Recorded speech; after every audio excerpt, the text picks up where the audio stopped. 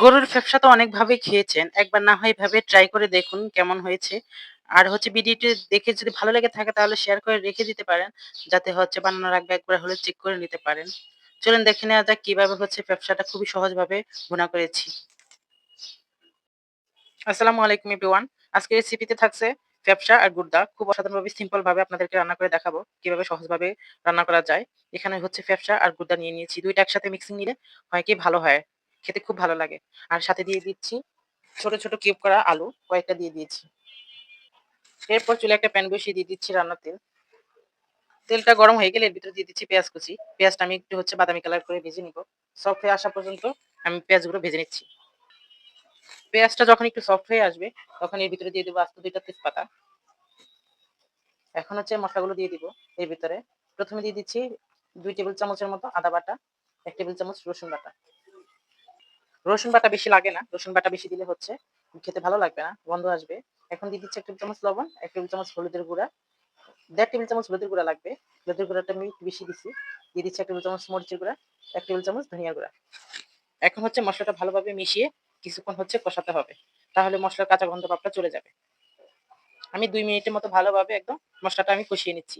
যাতে তেলটা যখন উপরের ভাগে চলে আসবে তখন ভাববো যে মসলা কষানো হয়ে গেছে। মসলা কষানো হয়ে গেছে। এখন ফ্যাপসা কলিজাটা আমি এর ভিতরে দিয়ে দিব। আমি ফ্যাপসা কলিজাটা আগে ভালোভাবে কষিয়ে নিব। তারপরে আলু দিব। কারণ আলু সিদ্ধ হতে বেশি টাইম লাগে না। আর ফ্যাপসা কলিজা একটু ভালোভাবে সিদ্ধ না করলে এটা খেতে ভালো লাগবে না। মসলাগুলো ভালোভাবে যাবে না। এজন্য আমি ভালোভাবে এখন এগুলো কষিয়ে নিচ্ছি। ফ্যাপসা কষানো হয়ে গেছে ভালোভাবে। এখন এর ভিতরে দিয়ে দিবি আমি আলুগুলো। আলুগুলো দিয়ে আমি কিছুক্ষণ কষাবো। এজন্য আমি এখন দিয়ে দিচ্ছি আলু। সাথে দিয়ে দিব গুঁড়ো মসলা। এখানে দিয়ে দিচ্ছি জিরা মসলা ২ টেবিল চামচ। আমি কোনো আস্ত কোনো মসলা ব্যবহার করব না। এখানে দিয়ে দিচ্ছি গরম মসলা ২ টেবিল চামচ। আমি আস্ত কোনো মসলা ব্যবহার করিনি। কারণ আমার বাসায় কেউ আস্ত মসলা পছন্দ করে না। দাঁতের নিচে পড়লে খেতে চায় না। এর জন্য আমি গরম মসলাটা হাতে বানিয়ে রাখি।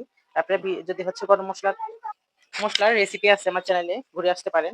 এখন মসলাগুলো দিয়ে ভালোভাবে নেড়েচেড়ে মিশিয়ে কিছুক্ষণ কষালে মসলাগুলোর সেন্ট সুন্দরভাবে দারুণভাবে ছড়াবে। আর মসলাগুলো গায়ে লাগবে। এখন আমি নেড়েচেড়ে ভালোভাবে মিশিয়ে দেওয়ার পরে আমি ঢাকনা দিয়ে ঢেকে আরো ৫-৬ মিনিটের মতো রান্না করে নিব। ৫-৬ মিনিট কষানো হয়ে গেছে। এখন আমি ঢাকনাটা তুলে এর ভিতরে আমি পানি দিয়ে দিব। একটু নেড়েচেড়ে চেক করে নিচ্ছি। সুন্দরভাবে কষানো হয়ে গেছে। অলরেডি মসলার সুন্দর একটা সুগন্ধি ছড়াচ্ছে। এখন আমি পরিমাণ মতো পানি দিয়ে দিব। অলরেডি আমি অনেকক্ষণ কষিয়েছি। কষানোর ভিতরে সিদ্ধ হয়ে গেছে। এখন আমি পানি দিয়ে ৬-৭ মিনিটের মতো আবার রান্না করে নিব। ৬-৭ মিনিট রান্না করে নেওয়ার পরে এখন দেখতেছি ঢাকনাটা তুলে কেমন হয়েছে। অলরেডি খুব সুন্দরভাবে সবকিছু সিদ্ধ হয়ে গেছে। আর কালারটা কত সুন্দর আসছে। ফ্যাপসা কলিজা গুড়দার এগুলার কালার একটু ডার্ক কালারই থাকে।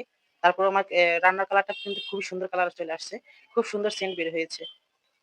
এখন আমি আরো কিছুক্ষণ রান্না করে নিব। আরেকটু ঝাল কমিয়ে নিব। গায়ে মাখা ঝোল রাখবো। বেশি ঝোল রাখবো না। এজন্য আমি আরেকটু টানিয়ে নিব। আপনারা গরম মসলা আস্ত দিলে দিতে পারেন। আস্তটায় আমি গুঁড়াটা ব্যবহার করেছি মসলা। এখন আমি আরো কিছুক্ষণ রান্না করে নেব। এই যে কত সুন্দর হয়ে আসছে একদম মাখা, মাখা। আমি এতটুকু ঝোল রাখবো, গায়ে মাখা ঝোল রাখছি। কারণ এটা দিয়ে তো খেতে হবে। ঝোল না হলে ভালো লাগবে না। এর জন্য আমি গায়ে মাখা ঝোল রেখেছি।